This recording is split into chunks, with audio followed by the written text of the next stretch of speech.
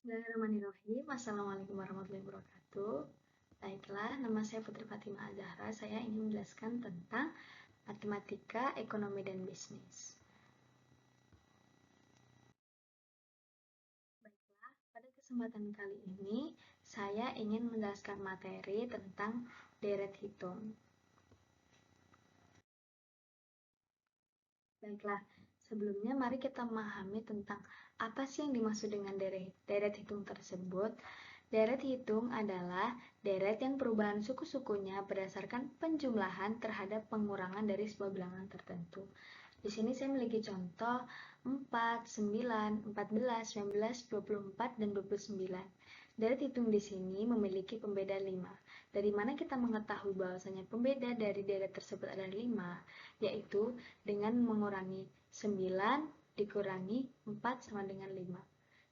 Ataupun 19 dikurangi 4 sama dengan 5. Atau contoh yang kedua adalah 3, 5, 7, 9, 11, 13, dan 15. Deret hitung tersebut memiliki pembeda 2. Dari mana kita mengetahui bahwasanya pembeda deret hitung tersebut adalah 2? Yaitu dari 5 dikurangi 3. Baik, di sini terdapat rumus yaitu menentukan suku KN.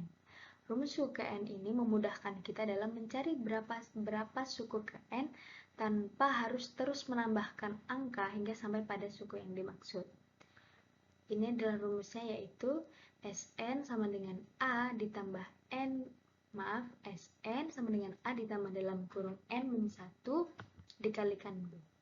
A adalah suku pertama, B adalah pembeda, dan N adalah indeks suku. Contoh, kita ingin mencari suku ke-10 pada deret 4, 9, 14, 19, 24 yang terdapat pada slide sebelumnya.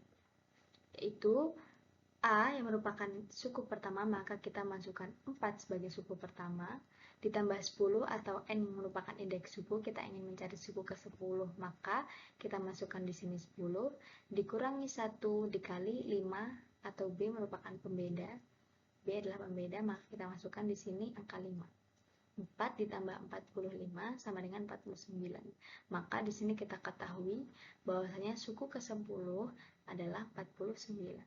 Sebenarnya, kita dapat menemukan suku tersebut dengan terus menambahkan angka 5 hingga sampai pada suku 10. Namun, cara tersebut kurang efisien atau efektif. Selanjutnya, kita ingin membahas tentang rumus jumlah suku KN.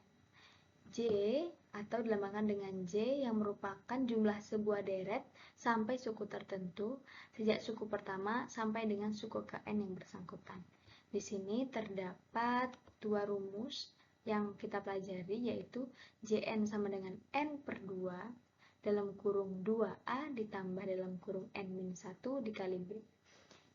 Dan Jn sama dengan N per 2 dalam kurung A ditambah Sn atau suku N. A merupakan suku pertama, dan B merupakan pembeda, dan N sama dengan indeks suku. Oke, baiklah. Contoh, kita ingin mencari jumlah suku ke-10. Kita menggunakan rumus yang pertama. N per 2 dalam kurung 2A ditambah ditambah dalam kurung N-1 dikali B. Maka sama dengan 10 per 2 ditambah dikali 2 dikali 4 ditambah dalam kurung 10-1 dikali 5 sama dengan 5 dikali 8 ditambah 45 sama dengan 5 dikali 53. Maaf, ini adalah 53.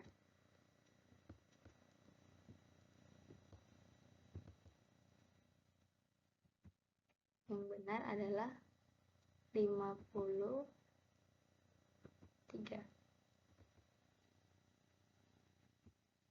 Baik, kemudian diketahui bahwa di sini 265.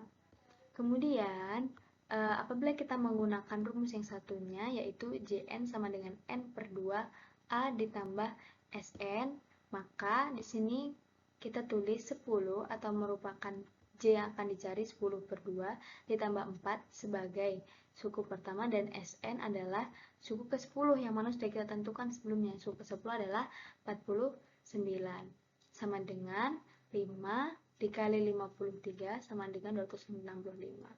Maka ini adalah benar. Mengapa? Karena digunakan rumus yang pertama ataupun kedua, hasilnya adalah sama. Sebenarnya jumlah suku KN ini dapat kita temukan dengan cara manual, yaitu dengan terus menambahkan hingga suku yang disebut.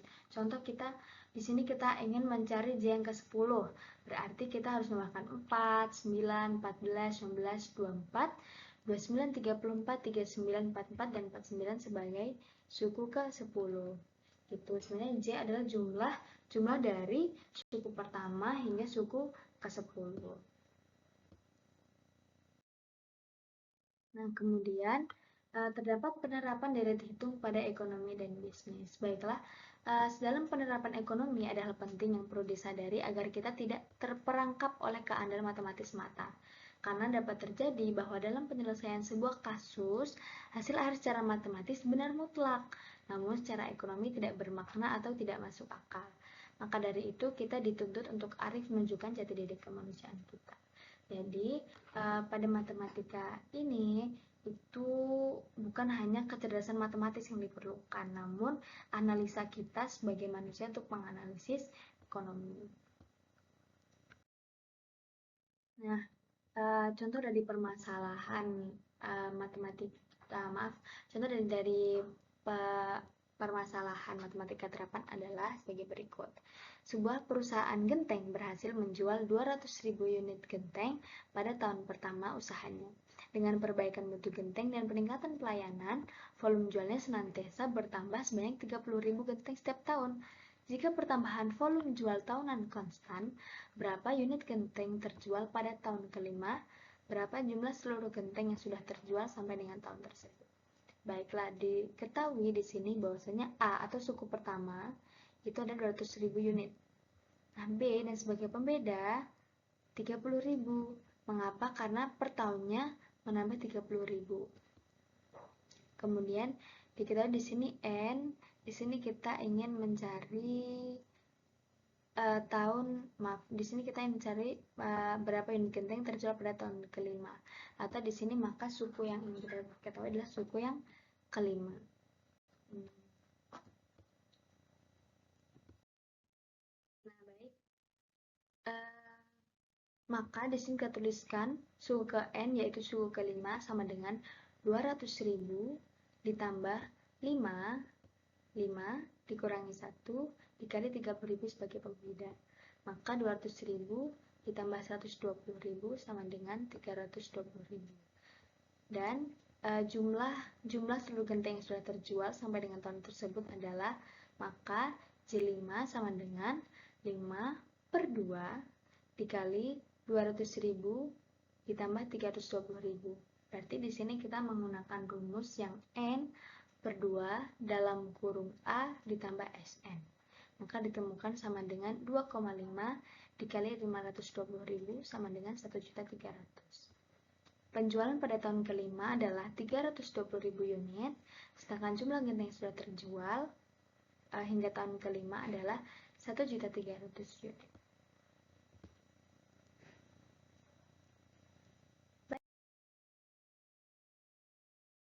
Baiklah, cukup sekian video pembelajaran dari saya. Semoga bermanfaat dan terima kasih.